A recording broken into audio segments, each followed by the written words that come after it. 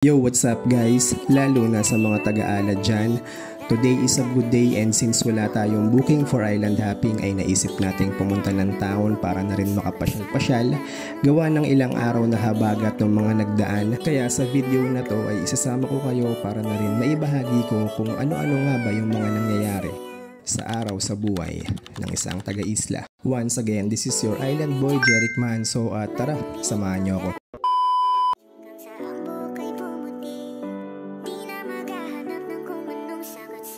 Sasakay nga lang pala tayo sa pamasaherong bangka at sakto na yung rumutang bangka nung araw na to ay yung dinadala ng pinsan ko. At dahil dyan, syempre makakalibre tayo ng pamasahe. And tingnan nyo naman guys kung gaano kaganda yung panahon ngayon. Kaya kung may plano kayong mag-island hopping, huwag na kayong mag-atubiling i-PM ako para ma-assist namin kayo. At dito ngayon nagsimula lang tumakbo yung bangka papuntang bayan.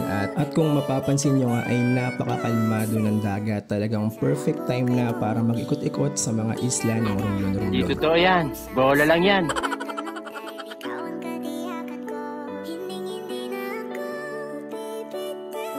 And yun na nga, 30 minutes ng boat ride ay nakarating na tayo sa bayan. So ngayon nagbabaan na yung ibang pasahero para gawin na yung mga dapat nilang gawin. Ako naman ay bumaba na rin para masimulan ko nang gawin yung errand ko sa araw na to. At isa nga sa mga yon ay bumili ng pagkain ng aso namin dahil yung aso ng ate ko na si Rusty ay inuwi niya ng probinsya.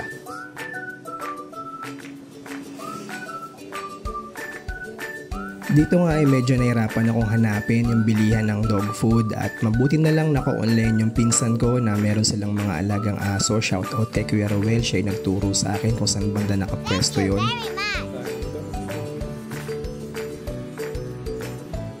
After kong makabili ng dog food ay sinunod ko naman yung pangalawa kong errand which is yung pagpapagupit. Actually may nagugupit naman sa isla namin pero kapag walang available ay sinasama ko na yung pagpapagupit ko sa bayan kapag napunta ako. At habang nakaupo na nga ako at inaantay si kuya na magsimulang gupitan ako ay bigla naman niyang plinay yung kantang to.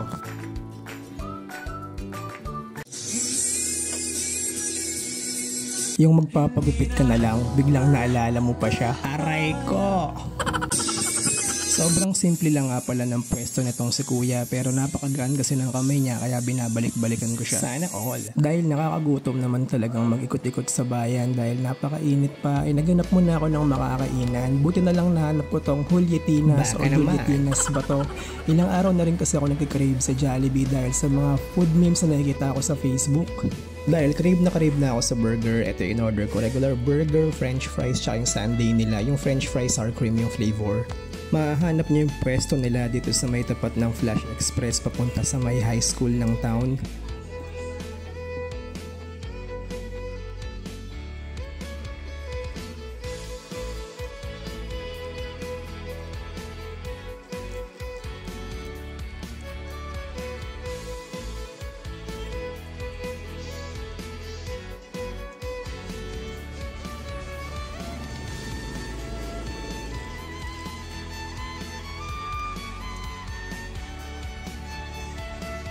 So after ko nga matikman yung mga pagkain na na-order ko, ang masasabi ko lang ay sa burger, masarap naman siya, 9 out of 10 for me.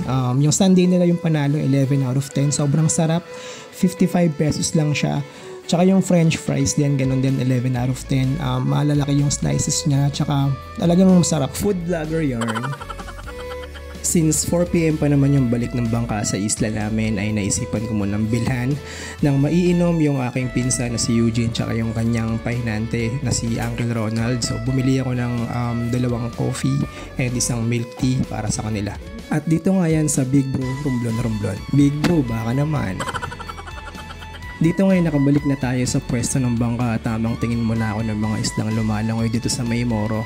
Unti-unti na rin nga palang napupuno ng pasahero yung bangka dahil 4 PM ng hapon ito bumabalik sa isla namin at usually ang mga pasahero nito ay mga estudyante at saka yung may mga pinamili sa bayan, mga may-ari ng tindahan at iba pa.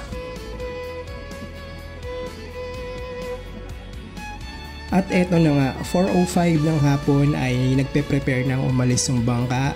Sumobra lang siya ng 4 PM kasi merong pasahero nagpaantay at wala namang problema doon, lalo na kapag ka-importante naman. 30 to 40 minutes off boat ride pabalik galing sa bayan ay malapit na naming marating yung isla ng Alad, at dito nga pala kami dadaong sa May Suyangan dahil yung regular na lugar na dinadaungan niya ay low tide na, which is yung Gutusan, at mahihirapan na yung kapitan na idaong yung bangka. And kung umabot ka man sa part ng video na ito ay sobrang salamat for staying with me, at naway na-enjoy mo yung panonood sa video vlog na ginawa ko kung paano nga ba namumuhay yung isang taga-isla. And bago ko tapusin ng video na to, gusto ko lang sabihin na puso at isip ay ikalma. Alam kong di ka pwedeng sumuko pero pwede kang magpahinga. Tara, dagat tayo.